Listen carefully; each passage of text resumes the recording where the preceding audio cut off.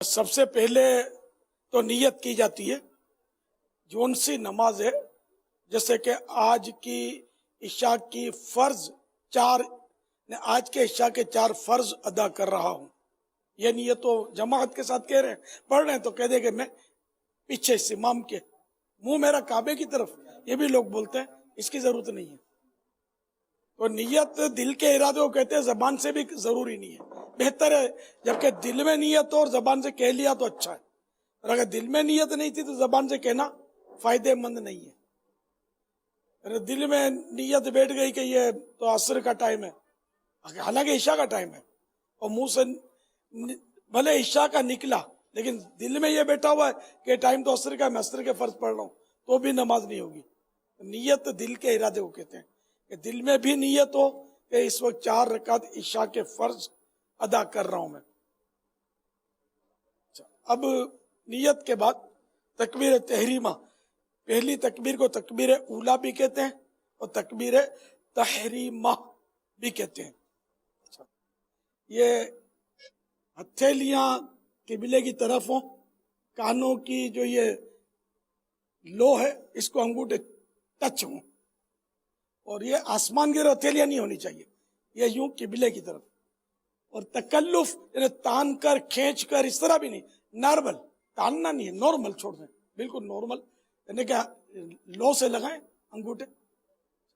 یہ لگانے کے بعد اب اللہ اکبر کہتے ہوئے ناف کے نیچے باندھ لیں۔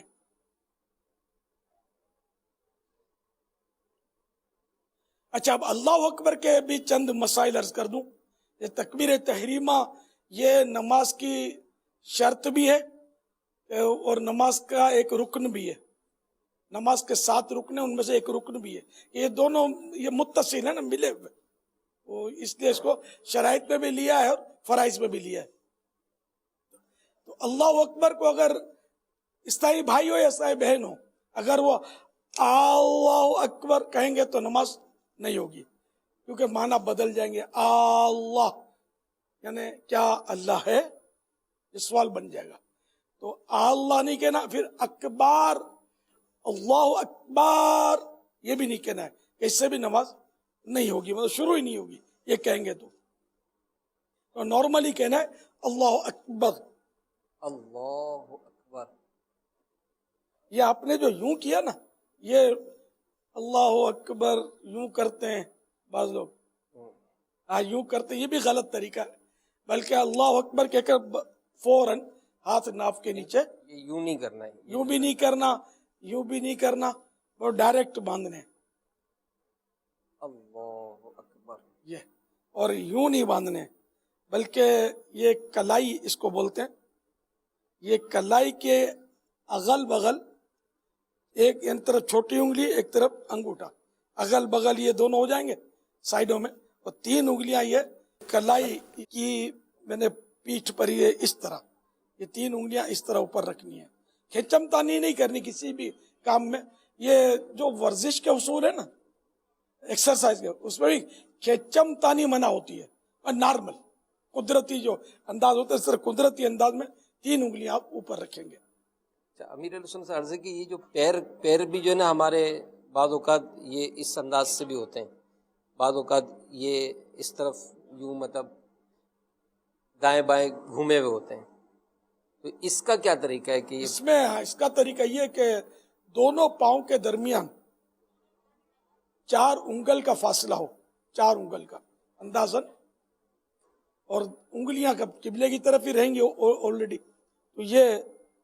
4 انگل کا فاصلہ رکھنا یہ ایک اچھا کام ہے، مستحب کام ہے۔ اگر زیادہ انگلوں کا فاصلہ ہو گیا گناہ گار نہیں ہے، لیکن یہ کہ بہتر یہ کہ مستحب پر بھی عمل کیا جائے۔ اور یہ بعض لوگ یوں یوں کرتے رہتے ہیں، انگلیاں یوں بلا ضرورت اٹھاتے رہتے ہیں، انگوٹھا اٹھاتے ہیں، انگلیاں اٹھاتے ہیں، تو یہ بلا ضرورت کرنا عبث ہے، اور عبث کام جو ہے نا یہ مکروہ تنزیہ ہوتا ہے، ناپسندیدہ ہوتا ہے، تو نماز میں یہ بلا ضرورت کہیں سے بھی انگلیاں ہاتھ یہ نہیں کرنا۔ یہ اس طرح سے بابا یہ جو ہے نا، ہاں جھومتے بھی ہیں،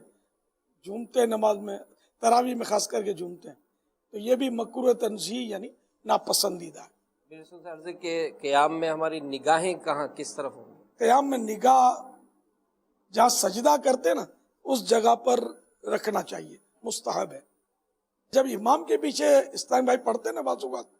تو یہ نوٹ کیا ہے کہ یوں آتے ہیں جلدی جلدی اللہ اکبر کے کریے رکوع میں چلے جاتے ہیں،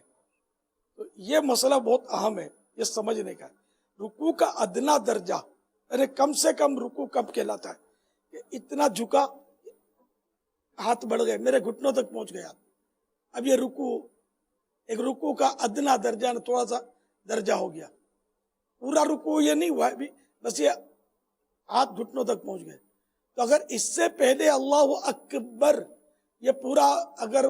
شامل ہونے والے نے ختم کر دیا تب تو وہ رکعت میں شامل ہو گیا ہے، جبکہ امام صاحب رکوع سے اٹھے نہیں ہیں، تھوڑی سی بھی شرکت ہو گئی امام کے ساتھ تو ان کو مل جائے گا رکوع اور نماز یہ رکعت ان کی ہو جائے گی۔ اگر انہوں نے اس طرح کیا کہ جیسے کہ اللہ اکبر، یہ رکوع میں جانے کے بعد اللہ اکبر اس کا پورا ہو رہا ہے تو اس کو یعنی کہ نماز ہی نہیں ہوگی۔ کہ تکبیر تحریمہ کے لیے قیام بھی فرض تھا، کھڑے کھڑے کہنا تھا فرض نمازوں میں، تو یہ وطر میں فرض میں اس کے مسائل یعنی بہت پھر تفصیلی مسائل ہیں اس کے، تو یہ مطلب انداز کرتے ہیں بعض لوگ بیچاروں کی نماز اس طرح ہوتی ہی نہیں ہے۔ اگر امام صاحب کے ساتھ شامل ہونا ہو تو طریقہ کیا ہوگا؟ امام صاحب کے ساتھ شامل ہونے میں بھی ایک مسئلہ ہے۔ امام جب اللہ اکبر کہتا ہے نا تو اس وقت امام جب امام سے پہلے اللہ اکبر اگر پیچھے نماز پڑھنے والے کی پوری ہو گئی تو اس کی نماز شروع ہی نہیں ہوگی، تو اس لیے بہتر طریقہ یہ ہے کہ امام جب اللہ اکبر جیسے بر پر پہنچے تو مقتدی اللہ اکبر کہنا شروع کرے گا نا تو اس کی وہ امام کے بعد ہی ختم ہوگی۔ بہرحال اللہ اکبر امام سے پہلے پوری نہیں ہونی چاہیے مقتدی کی، یہ تکبیر تحریمہ کی بات ہے۔ ماشاءاللہ۔ رکوع سجود میں اگر امام سے پہلے کر لیا تو بھی غلط تو کیا لیکن نماز ٹوٹے ہی نہیں۔